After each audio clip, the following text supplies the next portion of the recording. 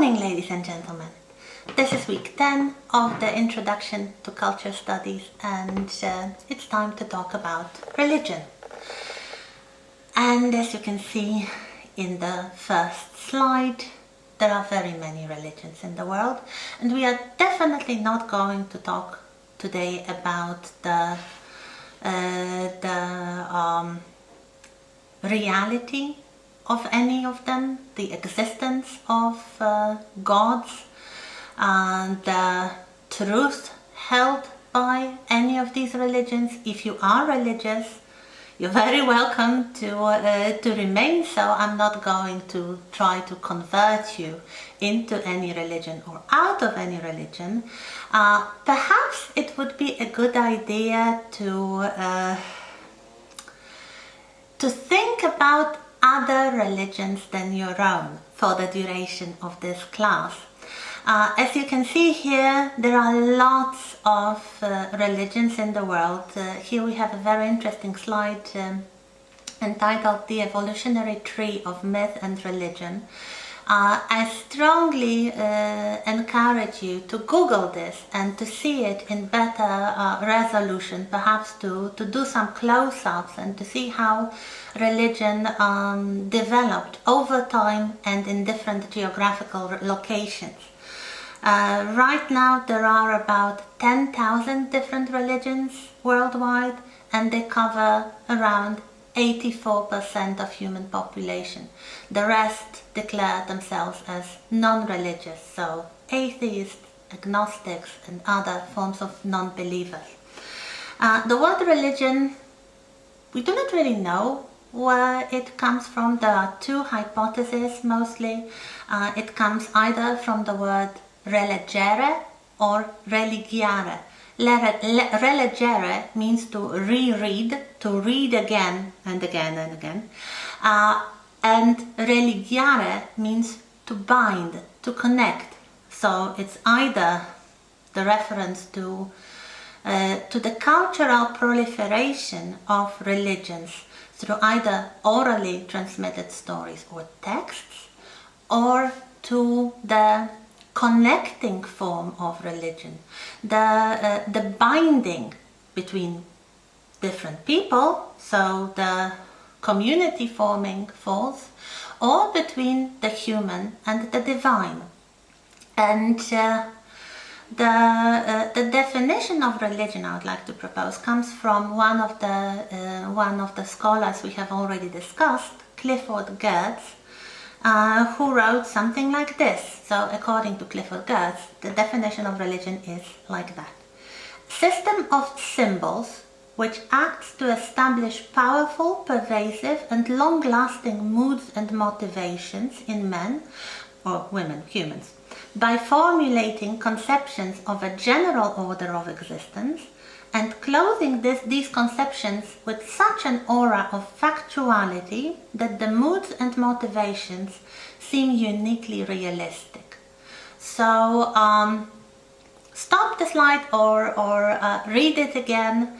It's a system of symbols which influence people's behaviors, people's feelings, people's motivations for actions. And all religions, you can think of any exotic or historical religion, and I'll be talking about them in a little moment. Here we have the images referring to Christianity, which is the most popular religion in our part of the world. But each religion consists of three things: mythology, ritual, and ethics. There are different things that could be understood by mythology, ritual, and ethics, and we'll talk about them in a little moment. Let us start now with the beginning of religions and generally the religious thinking. For most historians of culture, it is closely related to magic and magical thinking, because both magic and religion imply a belief in supernatural forces, in supernatural beings. These could be gods, these could be demons, these could be the souls of ancestors, but there is some belief in the supernatural reality. In magic, the participants think they can control the governing forces of the universe by performing certain rituals. So either they themselves or the specialists, the shaman, perform some rituals, and so they can control these supernatural forces. In religion, the participants think they can influence the conscious beings who control the universe by performing certain rituals, such as prayers, sometimes even bribing, giving presents to those beings. So they believe they cannot control the forces of the universe themselves, but there are some beings, usually gods, who can do it, and you can ask these beings to influence reality on your behalf. So there are different kinds of magical thinking, like divination, so predicting the future, witchcraft, which means explaining or influencing events, sorcery, which is like black or white magic, so for good or bad influence, influencing reality for good or bad purpose, and also healing practices, so alternative medicine, anything from the herbs to some healing rituals to some modern cultural phenomena like homeopathy. These are all healing practices, so trying to cure people of illnesses. Religious thinking is probably as old as humanity itself. You may recall the site in Turkey called Göbekli Tepe, which, according to the archaeologists, was a religious site made for the first time even before agriculture, pottery, and villages. We have quite a lot of archaeological evidence, so the so-called Venus figures, which are usually believed to be the goddesses from the Neolithic period, very fertile, very feminine, with very curvy figures, with emphasized breasts and bellies. So the femininity of these figures is emphasized. We have early evidences of burials, so people burying their relatives with some gifts, with some symbolic objects. So evidently they believed in some form of afterlife. We also have cave art, which may very likely refer to some sort of belief systems of the people who created it. There are some new theories, modern theories from the 20th century about how religion developed. They are mostly derived from the evolutionary psychology, so some objective facts such as the increased brain size in humans as they evolved, the beginning of the usage of tools and language, and group living influencing the development of social rules. So this leads to some psychological needs in humans, such as, for example, agent detection. So looking for reasons, looking for explanations, anthropomorphizing nature, and animism. Animism is looking for souls, looking for spirit in nature. Anthropomorphizing meaning making it a bit more like humans, making it think and behave like humans. So we have a natural phenomenon or an animal, and we assume that they think like humans, or this is something that can happen. Also, etiology means explaining natural phenomena such as the seasons or natural disasters like, I don't know, earthquakes or floods. people were looking for the answers. And when they came up with the concept of the supernatural world, it spread very quickly through the memes, the original memes, which are like mind viruses. So when one person has them, they kind of spread from one mind to another very quickly. Here we have some titles of the books and names of the scholars who worked on this subject, like Pascal Boyer, I think he's French. The most important book he wrote is Religion Explained, a very, I would say, sociological attitude in which religion is presented as a social construct. We have philosopher Daniel Dennett, who believes that religion is a result of evolution, like language. This is a very famous comparison he makes, that religion developed in a similar way as language did. There are some scholars like Stephen Jay Gould who believed that science and religion don't mix because they deal with essentially different areas. He called these different areas the non-overlapping magisteria, which means you cannot really use the language of one, so science, to talk about religion, or religion to talk about science, because they are completely different. So let's now move back to these three elements: the mythology, ritual, and ethics. And mythology could be holy places, sacred stories or texts, like the Bible or the Quran or any other written text. Cosmogony, that is the myths of the origin of the world. Myths could be taken as a basis of a worldview, but they also could be taken as metaphors of human psychology.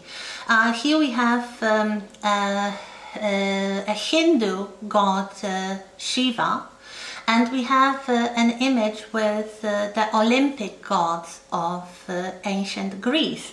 And nowadays, modern psychology usually treats the Olympic gods as metaphors for human psychology, for human behaviors.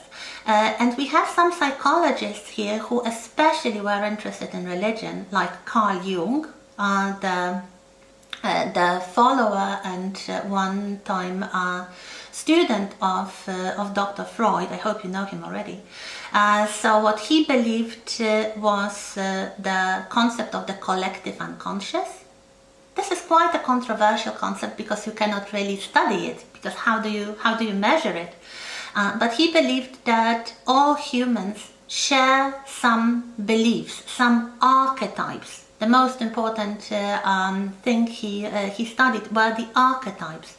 So the figures like the mother, the father, the child, the trickster, the anima or animus, so this kind of internal soul, let's say, or some cultural motives like the flood or the apocalypse, or some important events like the birth or death or initiation. They are archetypal stories, and they are rooted in mythology, in this kind of collective unconscious. Two more names: Joseph Campbell, the very important scholar who introduced the concept of the monomyth. The monomyth, you'll see it in the next slide in a little moment. So the journey of the archetypal hero, his most famous book, The Hero with a Thousand Faces. It's quite an old book, but very interesting, and I think still relevant to the study of culture, to the study of literature and film and other forms of fiction as well.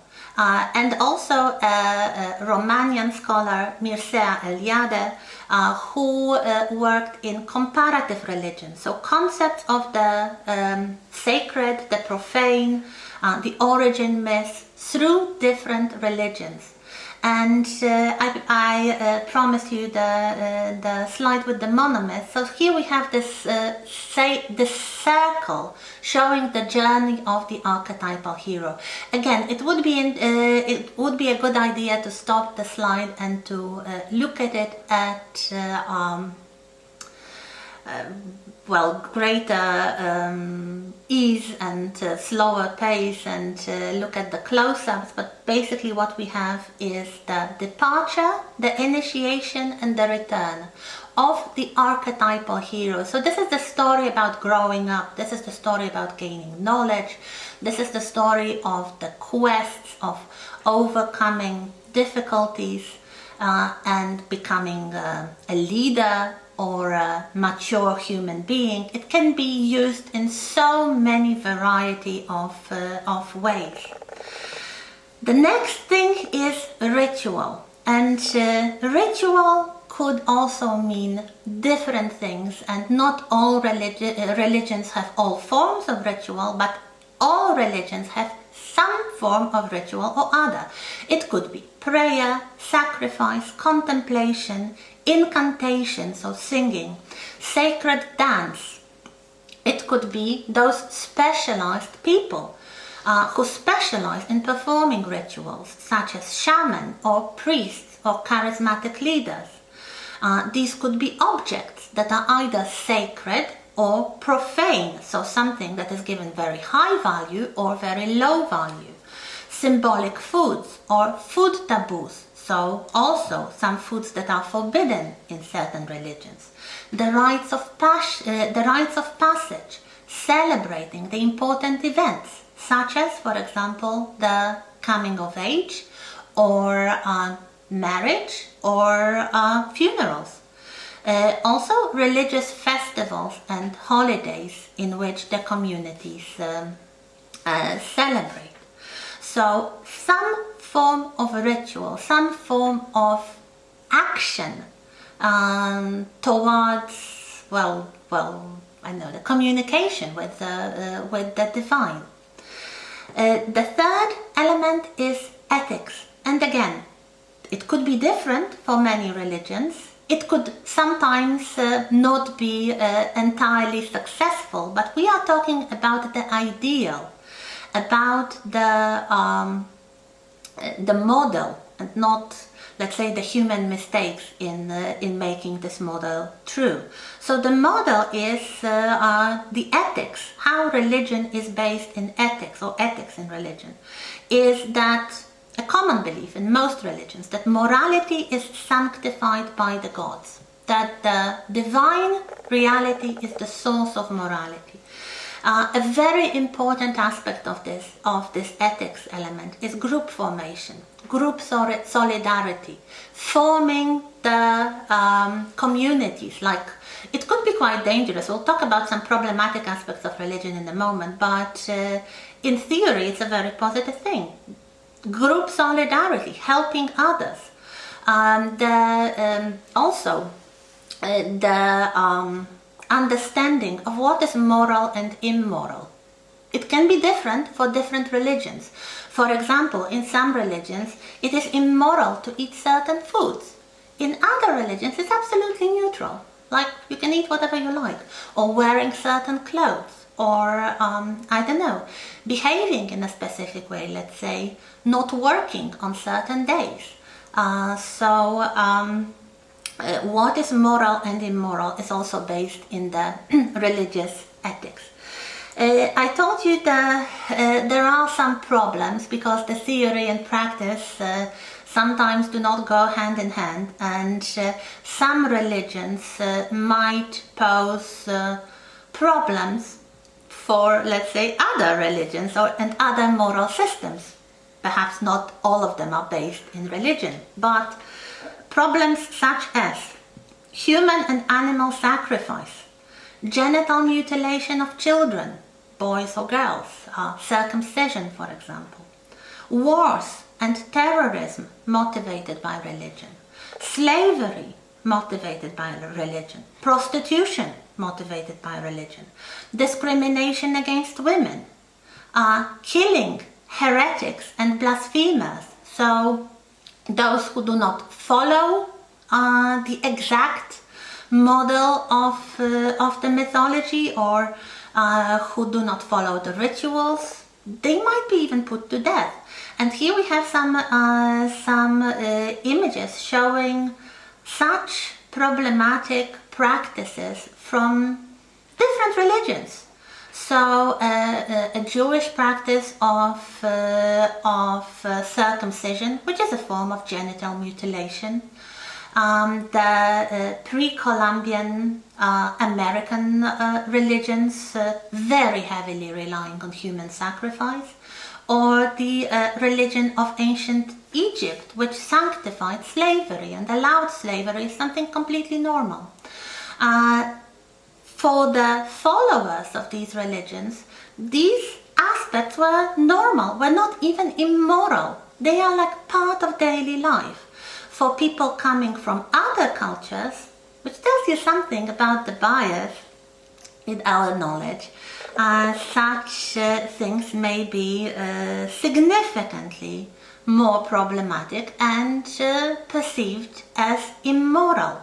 If you think that Christianity could be spared from these moral problems, here we have 4 more images on the next slide, all going back to the history of Christianity, or basically Judeo-Christianity. We have the sacrifice of Abraham, who was told by God to kill his own child. He didn't, but he intended to. We have a terrorist, and this is a Christian terrorist. This is from the time of the so-called Troubles in Ireland. So the IRA fighter from the Catholic side of the conflict in Ireland. They were terrorists, just like any other terrorist motivated by religion. We have the burning of the witches or heretics. So cruel torture and execution of people who did not follow a certain version of Christian religion. And the last image here we have an African slave. Actually, this image was used by the Society to End Slavery, and the motto they use, "Am I not a man and a brother?" points to the fact that people should be equal and the skin color should not be an important factor here. But for many centuries, Christian religion allowed and even promoted slavery. Think about 19th century United States and the Civil War there, which was, among other things, motivated by different attitudes towards slavery. So, as you can see, these things could be very positive, but then again, they could degenerate into very dangerous and, in my opinion, deeply immoral problems.